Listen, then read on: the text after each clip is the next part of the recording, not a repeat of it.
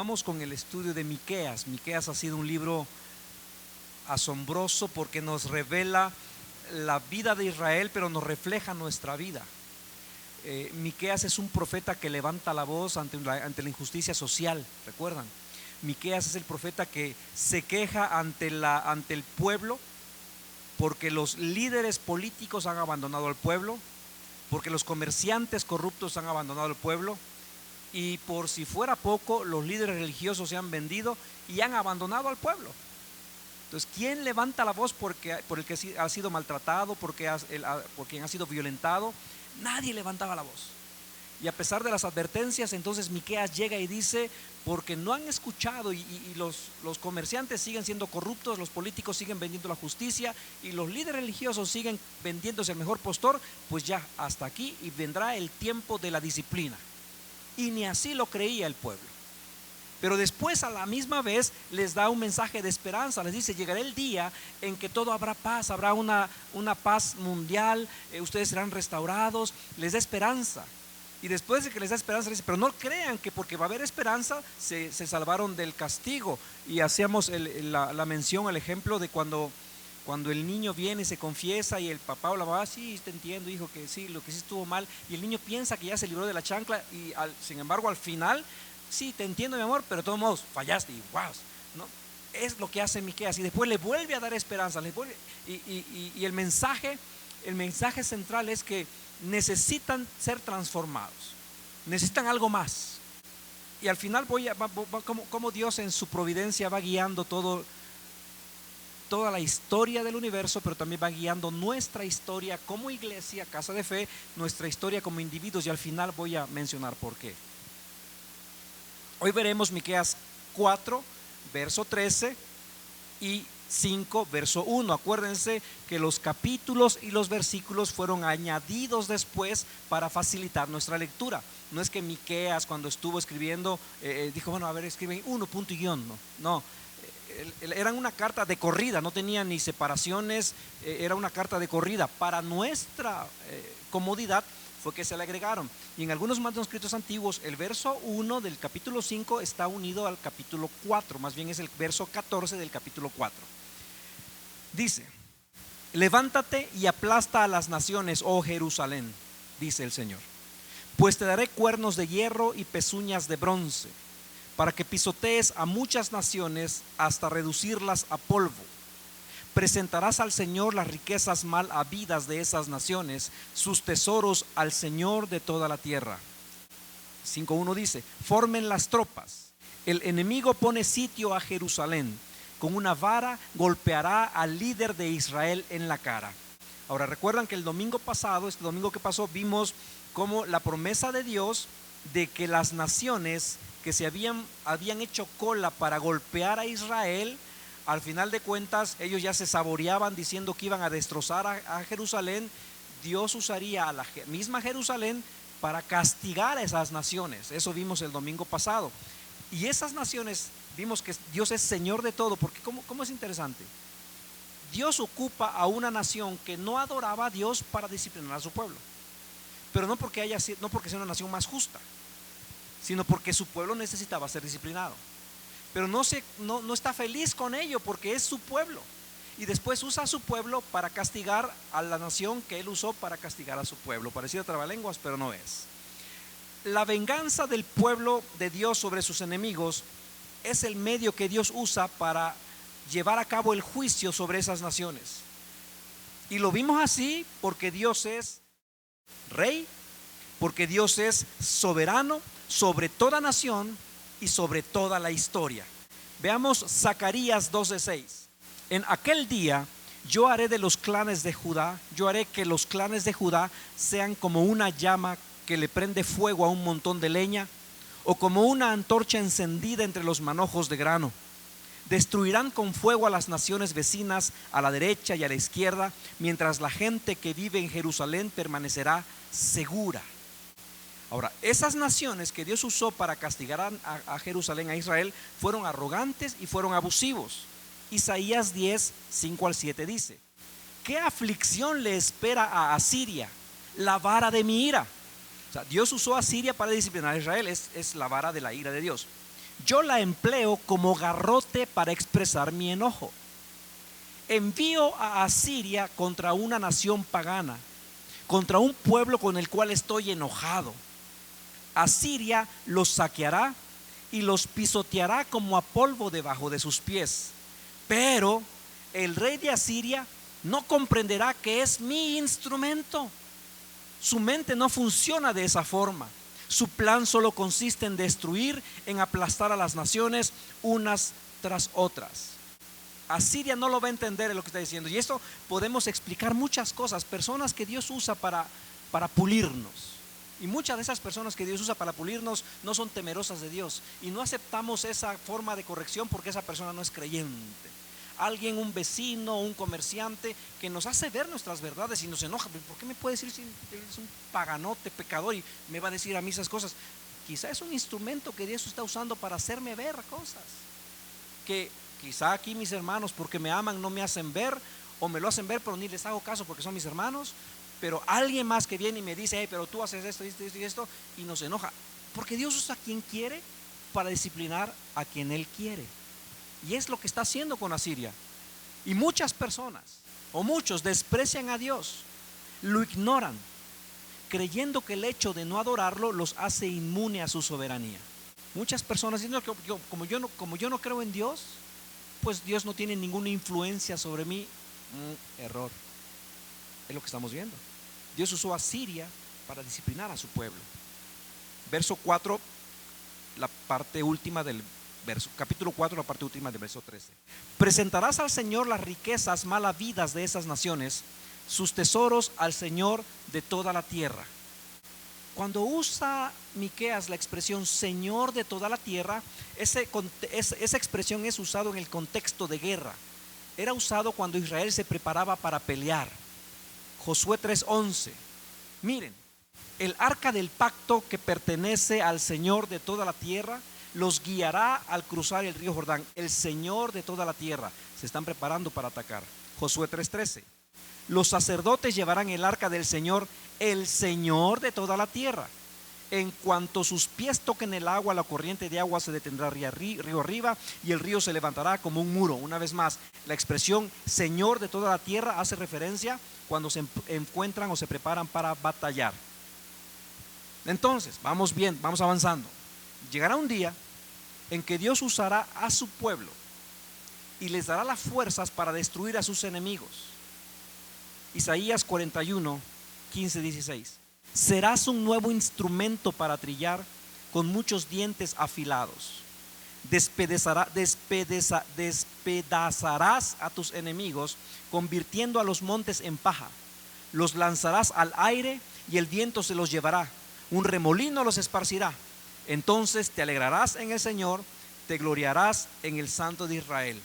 Hace como 3 semanas mencionábamos que las profecías tienen una característica, que es como los cuadros, los dibujos, las pinturas. Cuando dibujas un paisaje y hay montañas atrás de las montañas, sabes que hay una distancia, pero no sabes qué distancia hay, no tenemos una idea de las dimensiones. Esta profecía se cumplió 2 veces y se volverá a cumplir. Esta profecía se cumplió cuando Babilonia invadió a Israel en el 548. Se cumplió cuando Roma invade Jerusalén en el año 70 después de Cristo. Y se cumplirá en la segunda venida de nuestro Señor.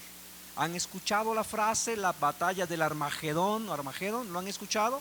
Es al final de los tiempos, cuando las naciones se reunirán literalmente contra Israel, pero no podrán derrotarla. Dice que presentarán las riquezas mal habidas de esas naciones, los despojos, las riquezas de los enemigos ya no se van a usar para cosas profanas. Recuerdan que Dios daba instrucciones diferentes dependiendo la guerra. En algunas ocasiones decían: no recojan nada, quemen todo, destruyan todo. En otras ocasiones decía: apártenme el oro y la plata para que sea usado en el templo. En esta ocasión lo que está diciendo es, el mensaje es: lo que se usaba para el pecado, lo que se usaba para lo profano, lo que se usaba para la perdición, ahora será usado consagrado a Dios. Y ese tiene una aplicación muy práctica. Muchos, voy a hacer esta expresión, espero no ofender a nadie. Muchos borrachos generosos se vuelven cristianos codos, ¿no? Cuando están ahí en la, yo invito a otro, ¿y cuánto cuesta? Yo lo pago. El dinero lo usan para cosas profanas y no, aquí, lo que sea. Cuando vuelven a Dios se convierte el corazón, se convierte en ellos, pero no se convierte la cartera, no se convierte el dinero, porque hasta para cooperar, pero ¿por qué? O para bendecir a alguien, o para apoyar algún ministerio, para bendecir, para llevar a algún lugar a algún bien. Y es lo que está diciendo, las cosas que fueron mal habidas o las cosas que fueron de un uso pagano, ¿por qué no usarlos y consagrarlos para Dios? Es lo que dice el verso 13. Presentarás al Señor las riquezas mal habidas de esas naciones, sus tesoros al Señor de toda la tierra. Cosas que se usaron antes para el pecado, tu carro, tu casa, tu cuerpo, todo tú, todo tú, que sea consagrado para Dios. Continúa el verso 13. Pues te daré cuernos de hierro y pezuñas de bronce para que pisotees a muchas naciones hasta reducirlas al polvo. Las referencias a cuernos es porque a Sión en ocasiones se le comparaba con un buey, el buey que trilla. Y la idea en ese momento era que la fuerza del buey radicaba en sus cuernos. Entonces, ¿qué está diciéndole a Israel? Si tus cuernos, que son del material que se han hecho, son fuertes y ahí está tu fuerza, pues te daré unos cuernos de hierro. Serás indestructible, lo que le está diciendo. Ahora, esto es lo que dice el texto en referencia a la nación de Israel cuando se enfrenta a sus enemigos. Esa es la enseñanza que extraemos de este aprendizaje, de este texto. Pero aplicaciones tiene muchas. Miren, ¿cuándo va a hacer eso Dios con Israel? Después que ha pasado la disciplina, después que ha entendido que su mal actuar lo ha llevado a cosechar las consecuencias. No es que Dios lo está castigando, no, su mal actuar, y Dios retuvo muchas veces la consecuencia, la contuvo, pero ya es mucho. O sea, no aprende Israel, que vengan los asirios, que vengan los babilonios. Después los va a rescatar, y una vez que los rescate, entonces habrán aprendido la lección y podrá fortalecerlos. Tú y yo, después de pasada la prueba, siempre salimos fortalecidos. Si no pasamos la prueba, nos confiamos. Y pueden los que somos padres pueden verificarlo con sus hijos. Si a tus hijos nunca les cumples la amenaza de disciplinarlos, siguen. Pero si le cumplen la amenaza, al siguiente día después de haber cumplido la amenaza, hijo, ¿haces esto? Sí, mamita. Hasta, mira, ya doblé mi ropa. Ni le dijiste. ¿Qué pasó? Entendió, comprendió la disciplina, sale más fortalecido. Es lo que está diciendo Dios. Esa es una enseñanza práctica para nuestras vidas. Pero somos cíclicos como Israel. Pronto se nos olvida la disciplina. ¿Cuántas veces tienen que repetirnos algo? ¿Cuántas veces tenemos que repetir la disciplina? Dígame, ¿cuántas veces? ¿Y cuántas veces necesitamos ser disciplinados nosotros? Siempre una más, porque se nos olvida. Y es lo que está haciendo Dios con Israel. Israel se creyó que por ser pueblo de Dios podía pecar sin consecuencia. Israel pensó, pues somos los escogidos, somos los elegidos, así que no importa lo que hagan. Ahí está el templo, ahí está la presencia de Dios misma.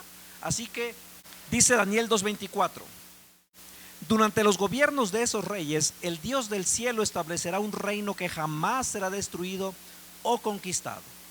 Aplastará por completo a esos reinos y permanecerá para siempre. Dios va a someter a las naciones por medio de Israel, pero Israel va a atribuirle la victoria a Dios, ya no a su capacidad. Todo esto es el exégesis del pasaje, pero tiene aplicaciones muy prácticas para nuestra vida. Dios le da la victoria a Israel usando a Israel mismo para obtener la victoria, pero ahora Israel sabrá que no fueron ellos, sabrá que fue Dios. ¿Recuerdan de Deuteronomio 8? cuando tengas casas cómodas y las habites, cuando aumente tu riqueza y tus bienes, no se te ocurra decir: esto es producto de mi fuerza y de mi inteligencia, porque es Dios quien me da la fuerza para producir la riqueza. Israel se había confiado: somos nosotros, somos los consentidos. Viene la disciplina, no, es Dios. Israel ha vivido el pecado y ha vivido las consecuencias. Ahora ya no se van a vanagloriar, sino que serán humildes. Y esta es enseñanza para nosotros cada día. Y si hay algo que nos cuesta como seres humanos es ser humildes. Ahora, recordemos Colosenses, que fue el libro último que antes de estudiar Miqueas. Colosenses nos enseñó diciendo que es Jesús la plenitud de Dios. Lo que quiero decir, creo que lo que quiero decir es esto: no pensemos ni por un momento que nosotros per se tenemos la capacidad para vencer con solo recibir la instrucción, porque Él nos da la instrucción y es Él quien nos tiene que dar la fuerza y el poder para poder hacerlo. Lo voy a decir de otra manera: en nosotros no hay ningún mérito. El único mérito que puede haber es el mérito de sabernos débiles, porque Él se fortalece en mi debilidad. El único mérito que tenemos es reconocernos que le necesitamos cada día, cada hora, cada minuto, cada segundo. Porque de otra manera nos frustraríamos ante la siguiente realidad. La realidad que nos presenta nuestra vida es que el dolor del pecado nos dura poco tiempo. ¿Cuántas veces nosotros hemos dicho: ahora sí ya no lo voy a volver a hacer, perdóname? ¿Cuántas veces hemos dicho: dame una oportunidad? ¿Acaso no tememos a Dios? ¿Acaso no reconocemos en qué hemos fallado? ¿Ha fallado Dios? ¿O es que en algún momento nos sentimos ya aquí como que yo ya vuelo camino entre serafines? ¿O así somos los de Chiapas y qué? Así somos las del Istmo, así somos las de la costa, así somos los vallistas. Así me conociste. A nosotros la verdad es que el dolor del pecado nos dura poco, y también tristemente la alegría de la bendición también nos dura poco. Somos tan humanos todos, tan frágiles. Sin embargo, nuestro Dios es un Dios de misericordia. Dice la misma palabra que Él es grande en misericordia y lento para la ira, que si fuera pronto para la ira ya no estaríamos aquí. Porque Él conoce nuestra condición. Porque Él conoce nuestra condición, y su llamado siempre es no a que nosotros hagamos más, no a que nosotros hagamos algo. Su llamado siempre es a que reconozcamos la necesidad de Él. Punto. Su llamado no es a pórtate bien porque en tus fuerzas. Su llamado es lo que le dice a Israel: reconóceme en todos tus caminos. Reconoce que soy yo. Sería un Dios cruel si Él no nos diera la capacidad a través de su Espíritu Santo para poder soportar. Si no soportamos es porque a veces nos soltamos, y a veces nos soltamos porque nos gusta darle vuelo a la hilacha. Nos gusta sacar nos gusta el sacar, nos gusta. O sea, es más cómodo a reconocer.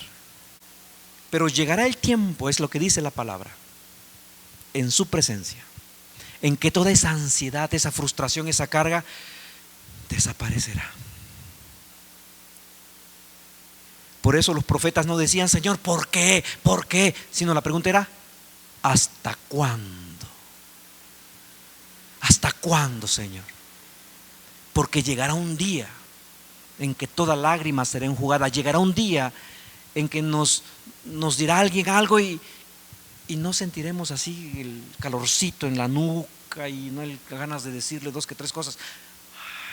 Llegará un día, pero todavía no.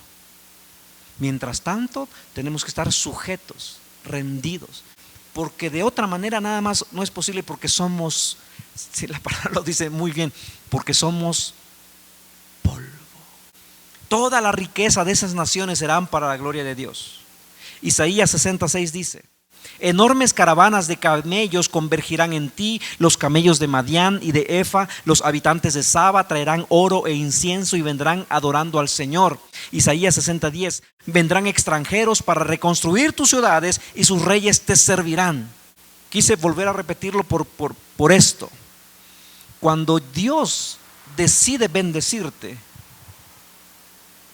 Él encuentra las formas para bendecirte. Y el domingo escucharemos un breve testimonio. Cuando Dios dice, te va de donde menos esperas. De donde menos esperas. Miqueas 4:13 termina, para que pisotees a muchas naciones hasta reducirlas al polvo. Y eso se cumplió en parte porque Jerusalén, Israel, a pesar de ser pequeño, tenía otras pequeñas comunidades que eran subyugadas a él, pero plenamente se cumplirá cuando nuestro Señor venga una vez más. Porque el Señor no es solo rey de Jerusalén, nuestro Dios no solo consuela a su pueblo, es Señor de todas las naciones, porque todo le pertenece al Señor. Verso 1 del capítulo 5. Formen las tropas, el enemigo pone sitio a Jerusalén. El sitio de Jerusalén por Babilonia, cuando Nabucodonosor era el rey, fue en el año 584. Y también se menciona en otras partes de la Biblia para que no nos queden dudas. Segunda de Reyes 24:10 y 11 dice: durante el reinado de Joaquín, los oficiales del rey Nabucodonosor de Babilonia subieron contra Jerusalén y la sitiaron. El propio Nabucodonosor llegó a la ciudad durante el sitio. Jerusalén, una ciudad sitiada, rodeada por soldados, y Miqueas les dice: formen tropas. Ahora, pero Miqueas sabía que iban a ser derrotados. Entonces, formen tropas, pero va a ser inútil porque de todos modos van a ser vencidos. El castigo tiene que ser cumplido. Ahora, recordemos cómo Miqueas ha estado dando las profecías a Jerusalén y ha estado como que entremezclados. Promesa de la liberación, pero después le dice irán al exilio. Promesas de que serán reunidos, pero le dice que van a sufrir. Al decirles que se formen es para que sepan que tienen que resistir y no caigan por una falsa seguridad por las promesas previas. Esto tiene una aplicación práctica muy bonita. Es cierto, va a haber un castigo, pero tienen que resistir. No se confíen en la promesa de que van a ser liberados, porque serán liberados, pero ahorita no es el momento. Ahorita van a padecer las consecuencias, pero tienen que resistir. Y como cristianos a eso hemos sido llamados, a resistir, porque constantemente vendrán pruebas, luchas, tentaciones. Y si nos confiamos, pues yo ya voy a la iglesia, así que esta semana seguramente no, yo vengo, pero si me siento súper con power, ahora sí, puedo ir a cualquier lugar, mis amigos me invitan, total voy, ahorita me siento con mucho power. ¿A dónde vamos? A ese lugar. Pues como me siento con power, me echo una, total, que sean dos, bueno, ya entraditos que sean tres, ya para qué cuatro. Resiste. No, como yo ya ahora sí entré en un periodo y estoy ayunando y orando que fortalece espiritualmente, pero no te hace inmune. No, todas las mañanas me leo un devocional, me escucho todo cuanto devocional. No, yo salgo de mi casa con 5 devocionales encima. No, ahorita me siento bien y se te atraviesa uno y ¡ey, pip! Resiste.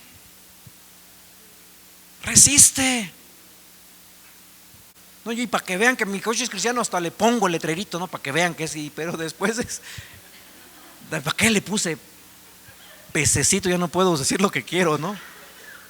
No es mío el carro, me lo prestaron. Y así, para justificar. Resiste, dice la palabra, resiste. Y creo que la mayoría somos adultos que sabemos que, hijos, a veces no puede uno resistir. ¿Pero qué hacemos? ¿Dejamos de formarnos para pelear? No, es lo que está haciendo. En una de esas van a perder la batalla, van a ser conquistados porque tienen que sufrir la disciplina, pero no dejen de formarse, no dejen de resistir. Se van como gordito en tobogán. No resistan, pero hacemos lo contrario. Pues ya una raya más al tigre, pues ya véngase, ya para qué. No, es lo que le dice, formen. Estuvieron sitiados por 2 años. 2 años. Sedequías les decía, vénganse, éntranle. Y Nabucodonosor, ¿para qué? Con su asado ahí. Algún día van a tener que salir para comer, ¿no? ¿Para qué desgasto mi ejército? Fórmense, estén alertas, siempre. Porque un día va a entrar el enemigo, quizá está agazapado por 2 años y no ha pasado nada, pero en una de esas da el zarpazo el tigre. Con una vara, continúa el 1, con una vara golpeará al líder de Israel en la cara. Golpear en la cara o en la mejilla era el mayor insulto para un oriental. Para cualquiera, ¿no? Pero en esa cultura era mucho más. Y en el Nuevo Testamento este insulto cruel fue hecho al juez, pero no solo de Israel, sino al juez de todo el mundo. Isaías 56 dice: les ofrecí la espalda a quienes me golpeaban y las mejillas a quienes me tiraban de la barba. No escondí el rostro de las burlas y los escupitajos. Mateo 26, 67 dice: entonces comenzaron a escupirle en la cara a Jesús y a darle puñetazos. Algunos le daban bofetadas y se burlaban. Entonces vemos cómo la profecía se cumple de varias formas. Porque en ese entonces el rey Ezequías fue forzado a pagar tributo a los asirios. Manasés, Joaquín, Sedequías fueron llevados a Babilonia encadenados. Judá tuvo que someterse al poder de Persia. Después fue conquistado por Alejandro Magno y los griegos. Después fue conquistado por los romanos. El poder central, más bien, Judá e Israel dejaron de ser nación para fines prácticos. Fíjense lo doloroso que ha de haber sido esto para el pueblo y para Dios. Doloroso en un sentido. Génesis 49:10. El cetro no se apartará de Judá, ni la vara de mando de sus descendientes, hasta que venga aquel a quien le pertenece, aquel a quien todas las naciones honrarán. Pero aquí nos está diciendo Miqueas e Isaías que ese cetro fue sacado de Judá. Judá dejó de ser nación. Y cualquiera pensaría, bueno, entonces esa promesa no se cumplió. Mintió la que leemos en Génesis. No fue así. Porque lo dije la semana pasada, en estos días, al ver la historia de Israel, es una historia asombrosa que no tiene explicación más que por la intervención divina. Porque el país, la nación de Israel dejó de existir. Dejó de existir. Se fueron por toda Europa, Rusia. En la Segunda Guerra Mundial, mucho más confirmado, mucho más, o se confirmó aún más, con el exterminio de los judíos en los campos de Polonia, de Alemania, en la misma Rusia, los prógromos. Dejó de existir Israel. No había. Después, compadecidos por haber sido maltratados de tal manera, se reúnen las potencias en el Tratado de Balfour e Inglaterra firman el tratado y dicen: no, pues son muchos judíos, ¿qué hacemos? Hay que darles un pedazo de tierra. Y la nación que dejó de ser de repente ya era. Y vuelve a surgir Israel. Entonces la promesa, se pudieron olvidar muchos, pero Dios no se olvida de sus promesas. Eso clávatelo en el corazón.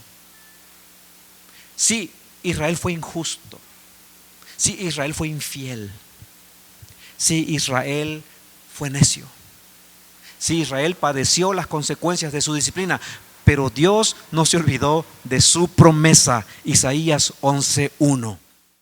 Del tronco de Isaí brotará un rebaño, un vástago nacerá de sus raíces. La promesa de Génesis se cumple. Por un periodo de tiempo pareciera que se extinguió porque Israel desapareció. Y no es así tu vida, mi hermano, no es así nuestra vida. Por periodos vemos la mano, la presencia de Dios, casi despertamos y vemos ahí la gloria. Pero por periodos no sientes nada.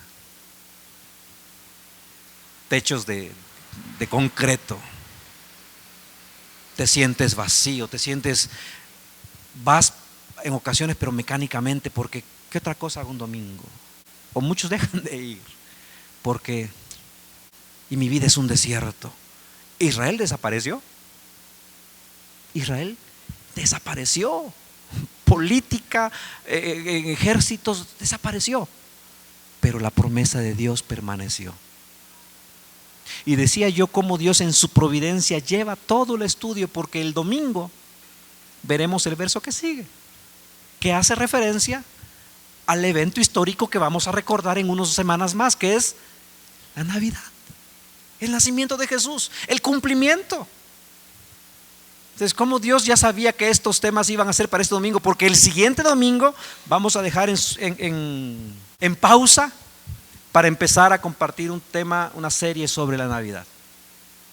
Y este próximo domingo vamos a dejar ahí el estudio de Miqueas, precisamente con ese texto que nos recuerda que en Belén, que un día la promesa hecha llegaría al cumplimiento. Y ahí aprendemos algo: Dios cumple sus promesas. A veces tarda, sí, casi siempre, pero cuando decide aparecer, te sorprende. Pero lo que subyace es esto. Olvídate tú del que tarda o no. Lo que subyace es que aunque tú fueres infiel, Él permanece. No es para chillar, porque de verdad a veces queremos, pero a veces nos gana. A veces nos sentimos fríos, a veces. Pero si tú alguna vez permaneces o eres infiel, eso es lo que hace a nuestro Dios un Dios de amor, porque Él no ignora todo lo que tú y yo hemos vivido, pero Él hizo un pacto, Él hizo una promesa: he aquí, yo estoy contigo todos los días. Él hizo un pacto, una promesa: nada te separará de mi amor. Nada, nada. Hay una promesa. Y eso es, y el cumplimiento, lo que celebramos este próximo diciembre, es precisamente ese cumplimiento. Él fue fiel a su promesa. Y si Él fue fiel a su promesa con un pueblo tan rebelde, tan como nosotros, Él permanecerá fiel. Aférrate a su promesa. Cada día dile: Señor, tú sabes cómo soy. No me estoy justificando, pero eso soy. Haz en mí lo que necesites hacer, porque yo no he podido, o porque yo no he querido. Se lo podemos decir también, porque Él lo sabe. No he sabido cómo, pero haz en mí lo que tengas que hacer. Te invito a que te pongas de pie y que unos segundos ahí puedas meditar y no prometas, no digas: Señor, a partir de ahora no. Simplemente agradécele, dile: Señor, gracias por tu paciencia, por tu amor tan grande. Gracias, Señor, porque me has mirado, me has guardado, me has rescatado.